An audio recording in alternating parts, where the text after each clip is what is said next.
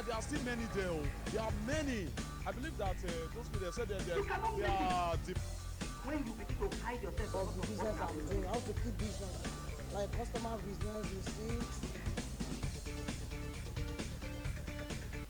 Hello and welcome to another episode of Talking Migration. I am Oyin Adekunle. Recently, Monday, August 19 precisely, 20 Nigerian immigrants were deported from Germany. Now, it's not the first time that Nigerians have been deported by German authorities. In July, 2 different batches were sent back home from the European country. This new set of deportees arrived at the NACO wing of the Murtala Mohammed International Airport, Ikeja, Lagos, at about 3 p.m. on Monday. Upon arrival, they were conveyed in a bus from the airport premises and abandoned at the entrance of the cargo wing. In this short video clip we managed to record, you can see the bus which conveyed them is parked, and you can also see the deportees with their luggage.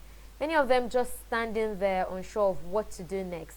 Maybe actually just coming to terms with the fact that they're actually back home. It's like a dream for many of them. For obvious reasons, the deportees declined interview, but off camera, most of them said they were apprehended during night operations of the German police for immigration offenses, such as expiration of their asylum application. Last week, the German authority said that about 11,500 people were deported from the country in the first 6 months of 2019. And in terms of nationality, Nigerians were part of the most affected. Now that's really serious if you ask me. But let's go on a short break now, and when we return, we'll be shedding more light on this deportation crisis. That's if we can call it that. Don't go away. Nigeria, there are still many there. There are many. I believe that those people they said they are when you begin to hide yourself of the business I'm doing, how to keep business, like customer business, you see.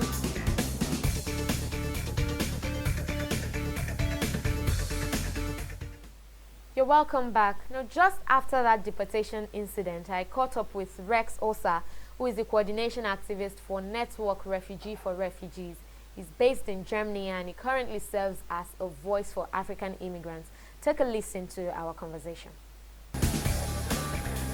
Nigeria, there are still many there. There are many. I believe that those people they said they are when you begin to hide yourself of the business I'm doing, how to keep business, like customer business, you see.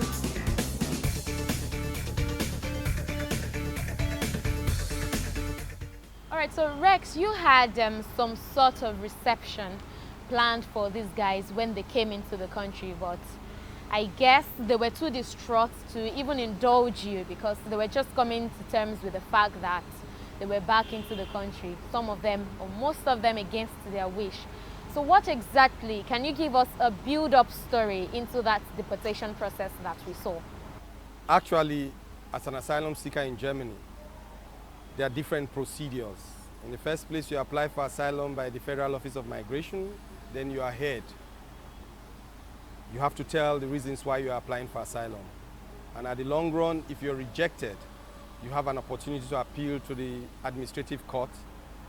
The administrative court is expected to invite you into a second hearing to check if you have reasons to be in the country. And if in this process you are rejected again, then you find yourself in a situation of someone who is tolerated in Germany. Because when your asylum is rejected on this ground, then you are obligated to leave the country. This is the first phase. But the question of how realistic is this hearing?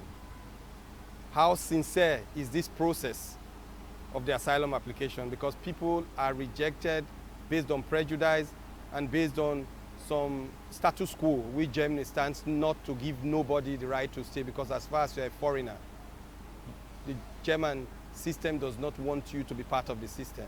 So they create a lot of hitches, difficulties for you to get into the system. So the asylum process in itself is first of all one of these procedures. I come back a little bit behind. Germany has been one country that has tried as much as possible to avoid possibility for people to regularize their stay. So in that case, people are forced to apply for asylum because the asylum is the only way to get into the system. So in other countries, like in Spain in the past, like in Italy in the past, people are living in that country as undocumented people, and there are some levels you can go through that can make you normalize your stay and you get residency right to stay in that country. But in Germany, it's not the case. Everybody is packed together in this asylum corner. And when you apply for asylum, that is the trap. Because applying for asylum for somebody who is a migrant worker who wants a job, you are applying for asylum on the long run because that's the only opportunity you have. On the long run, you don't have a chance because whatever you are going to say it's not going to be worth it. I give an example once more. If you are controlled on the train while you are riding on the train in Germany by the police, they try to ask for your identity, and if you present no identity, you are arrested immediately and taken to the police station. From there, you may be sent into the deportation prison under the order from the court because you are illegally found in Germany. That's how they make it look like. But in this case, you can apply for asylum and give the claim that you are here for asylum. They will finally check the plausibility of your case and then transfer you into an asylum process.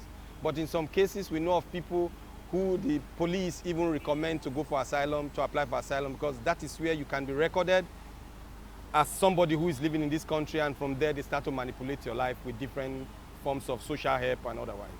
So how long can a person be on that toleration status? It differs. There are people who are living on toleration status for more than 10, 15 years, even 20 years. Because when you are tolerated, on the identity document it is written, you are in the process of deportation. They call it Aussetzung der Abschiebung. So there may be reasons hindering the possibility to execute your deportation. And in most cases, it's having to do with your identity. Because if they don't have any identity document to be able to convey you to that country of origin, then they are not able to do it, even though Germany is also trying to do it. They did it before, and you cannot trust them for it. The problem is you are allowed to leave the soil of Germany, but it is normal that the country of arrival has to get a tenable document to show that you belong to that country, like a Nigerian document. And if you don't have it, it is the right of the immigration officer to ask them to take that person back. You see, it's in that bringing back that the problem truly lies, because how is it that deportation process or deportation exercise has now become a violation of human rights? Yeah, in the first instance, first of all, I'm a refugee activist in Germany, and I'm someone who believes in freedom of movement for everybody. Every man, every human being in the world has the right to be wherever they want to be.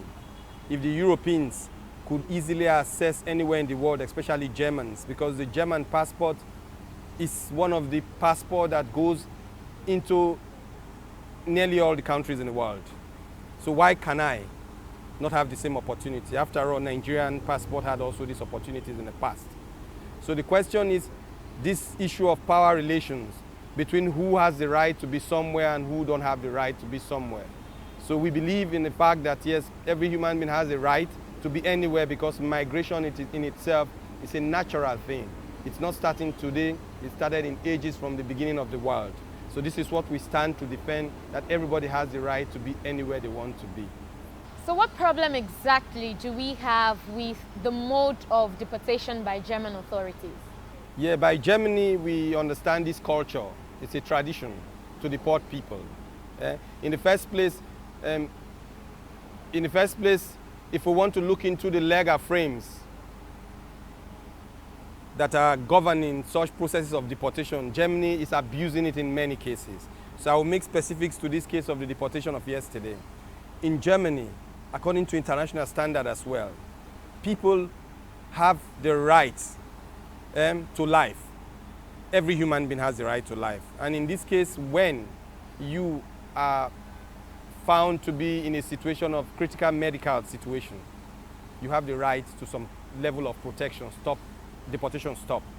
Because even the German Foreign Office clarifies it that when someone has a medical situation that for which medical treatment cannot be reached in his home country, they have the possibility of staying in Germany because there they can get good treatment.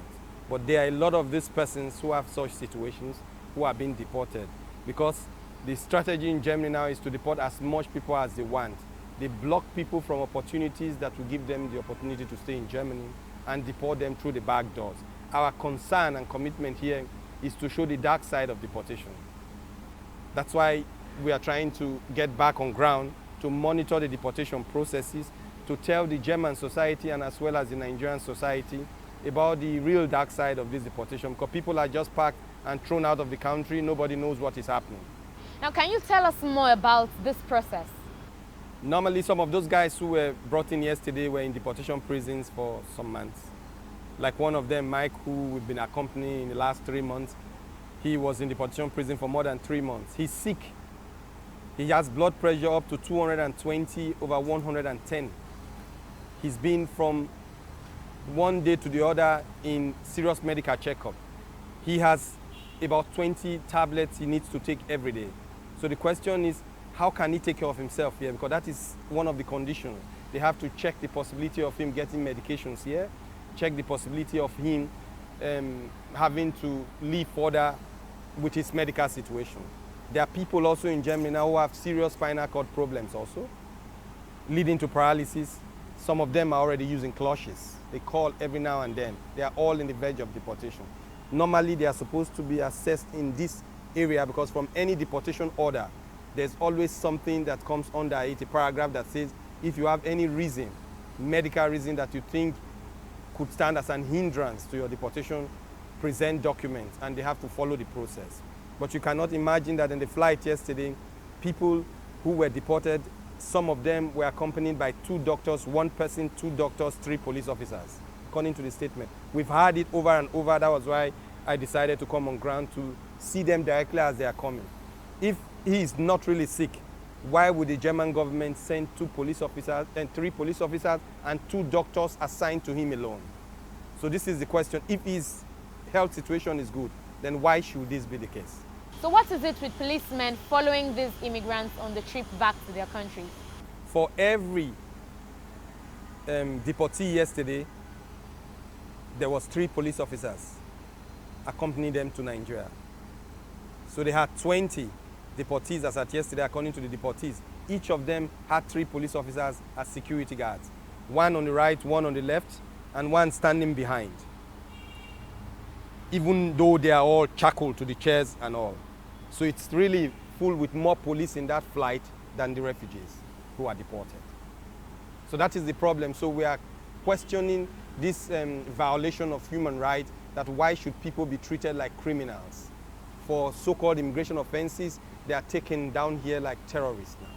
So this is the question we are asking, that if countries like Germany, who parole themselves as a model of human rights, and at the same time you are shackling people by deportation to their home countries. There has been different negotiation on the so-called global compact on migration, which started after the UN Assembly since 2016. And there are some decisions reached for which Germany is also a signatory to these decisions. Germany plays a very big role.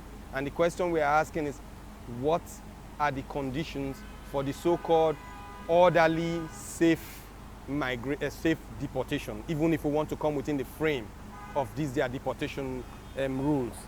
So how do you define such form of deportation when we are talking about orderly, safe, and regular migration? But according to German authorities, I actually have a quote here that says, police have faced increased physical resistance while carrying out deportations. So what would you say about the resistance which they say is coming from these refugees as well? Yeah, but in the same vein, the Germans has been deporting people through through normal passengers airlines. You understand what I mean? So if we come into this issue of why this specific deportation, you can compare it. They deport people through normal passengers airline, 1 or 2 persons. But this time, they just make it purely one deportation airline. And so I think if they are talking, some of those guys who were arrested had never committed no crime. There's no record that shows they've been violent. They were just picked up on the street, like one of them was picked up on the street while he was coming from work. So how do you identify somebody as being violent when he has never done anything? It's not as if he was tried to be deported. They tried to deport him the first time and it failed. Some of them, this was the only deportation opportunity they had. They just picked them, put them on board this flight and brought them to Nigeria.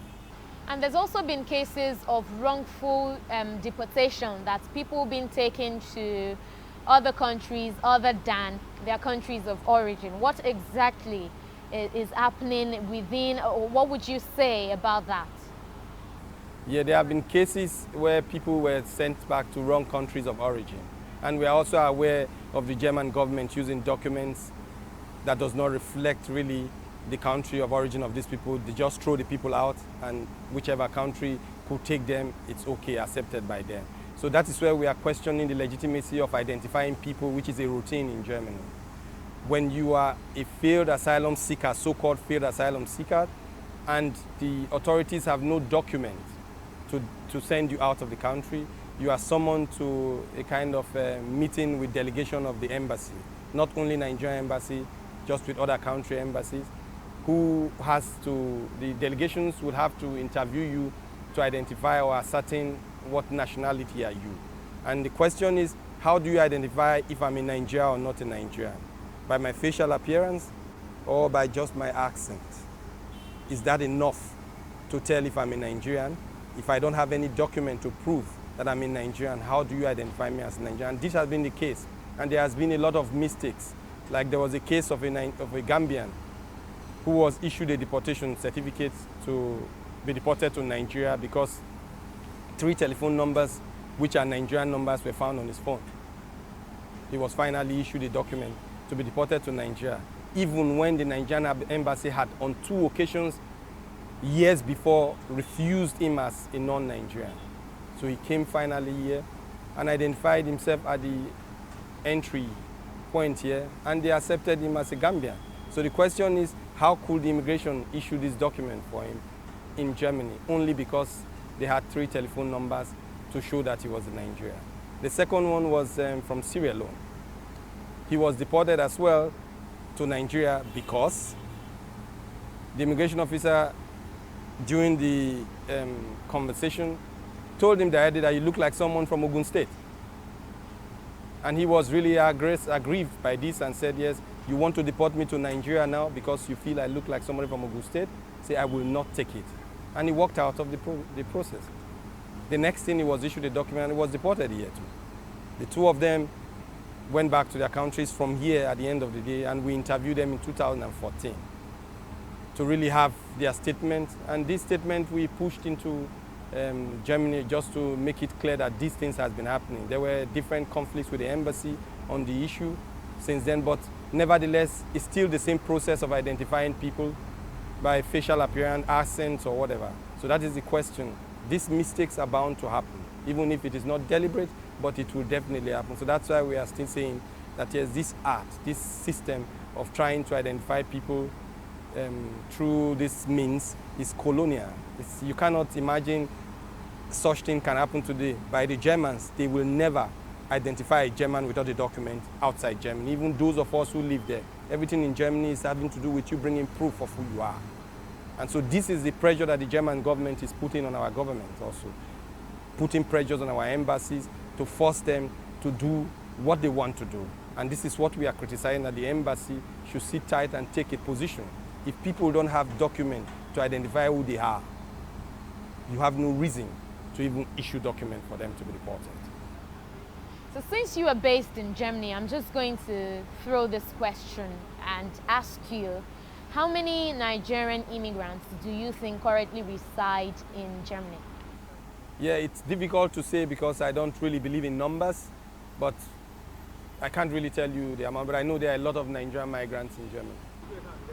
So where exactly does the Nigerian government come in now? I mean, these deportations are becoming almost weekly, and then you saw the way these people were literally abandoned at the gate of the airport just to find their way. What exactly should the Nigerian government be doing at this time? Because whether you like it or not, these are Nigerian citizens. Yeah, the problem is one must understand that there is this diplomatic relations. And the diplomatic relation it's also what we are trying to question every now and then, because if you are meeting some diplomatic standard, you have to have possibilities of things you are putting in place to at least help the situation. Just like you were at the airport yesterday, and the people were picked from the time and from the spot where the flight was dropping them and brought in front of the cargo airport and dumped like that. You can see how they were dumped. The bus just packed out, they were pushed out of the bus, and that was all. So what exactly are we talking about? Even if these people are now here, they are now here, Nigerians. What have we made? What preparation do we have to integrate them? So wherever they go to, even those who have no way to go, who will sleep at that spot tomorrow, nobody cares about them. So this is the question. I think this is where the Nigerian government should start to look into it. Okay, the deportation, if you say, okay, out of diplomatic relations, there's nothing we can do, even if there's something to do. But nevertheless, what have we been able to do to these people who are arriving? Because if more and more of these people are arriving in this country, then we have to start to think about the problem that we are going to face in this country. Because all these guys, some of them went through Libya, went through the desert, they've seen hell. Some of them have handled weapons. Some of them, they've done a lot of things in life. They've kind of sold their conscience because they needed to move along. And these people finally got across the Mediterranean and got to Italy. Finally, they had to end up in Germany. And now they are deporting these people back. And so far, we have nothing put in place to help these people, at least to say, okay, we feel your situation. We want to see how we are going to help you.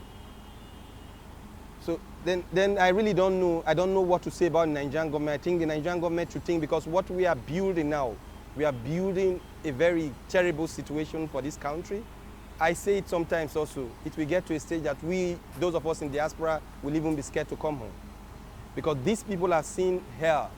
Many of them, they just believe life is just like that. They are ready to do anything.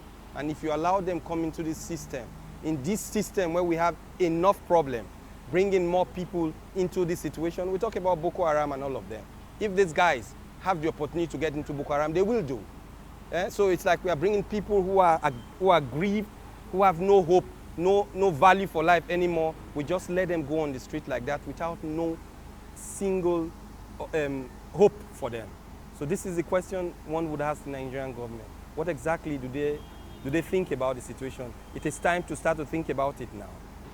Now, you've talked about the regular means of migration, and I must agree with you. Many of these young Nigerians embark on really, really risky journeys, put themselves through a lot to get to European shores. And then what we have, or what we know, is that many people, regardless of the stories they hear, are still embarking on the journey. So for you, what would you be saying to young Nigerians who are being lured of good opportunities? These people tell them when you get to Germany, you get a good job and all of that. What would you say to young Nigerians so that they do not fall into that trap anymore? Yeah, generally, I have no right to discourage anybody from migrating, because migration in itself is also it's for me part of education, and because I've learned a lot since I've been outside that I can merge with what I know here, and so everybody has this opportunity to get this exposure. Migration is not a thing where you tell somebody not to go, but the only thing is our responsibility now is to tell the people the reality of Europe, because some of us, when we went there were a lot of rumors that were not realistic. So I think it is a responsibility for us to come around to try to talk to people, to make them understand reality, because if you are well informed before you even reach there, it makes things life easier for you also, so you don't make some mistakes that are not necessary. So since last year, we tried to create a kind of structure here already called the Migration Information Point in Benin City. And the idea was to bring concrete information of the realities about living in Europe as a migrant and refugee, so that people are informed beforehand. So in that case, they can have informed, they can have more information about what is happening in Europe. So we've been open for people to ask questions about what is possible there and the life there, so that this illusion, just to dice the problem of this illusion of Europe, to make people understand that yes, it is not just the way they see it, but nevertheless knowing the reality. And the reason is because the biggest problem that migrants are facing there is trauma. Because when you arrive in Europe with high hope, 360 degrees hope, and all of a sudden in 1-2 months, you find out that it's zero. So this thing has caused a lot of psychological problems with a lot of migrants. A lot of them are in psychiatric homes. And because the expectation was very high, and now finding the reality that it's a different thing. So this is the main thing we are doing here, and those who are really interested, we are open to discuss with such people, but we are not telling nobody not to travel. What should the government be doing now to at least change the situation of things? I think it is necessary for government now to get involved in discussions with those of us who are in diaspora.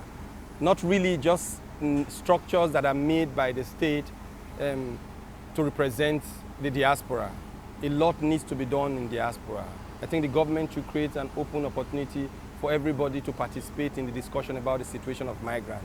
One thing I'm saying is the Nigerian government has also the possibility to discuss and negotiate to an extent on the situation of Nigerians in Europe. Because if Nigerians are living there for 10 years, those of them who lived there for 10 years, who had worked and had a lot of opportunities to even better the economy in Europe, I think the Nigerian government should be discussing on possibility of regularizing Nigerians rather than just accepting the people who are coming in. Thank you very much, Rex, for speaking to us. Nigeria, there are still many there. There are many. I believe that those people they said they are When you begin to hide yourself Of the business I'm doing, how to keep business, like customer business, receipts.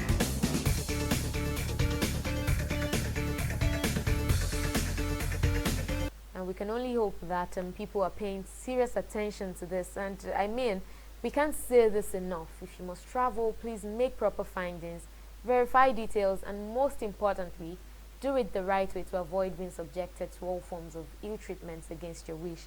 You really don't want to see this before you believe. Well, that's where we'll leave it on this episode of the program. I'll see you again next time. Bye-bye.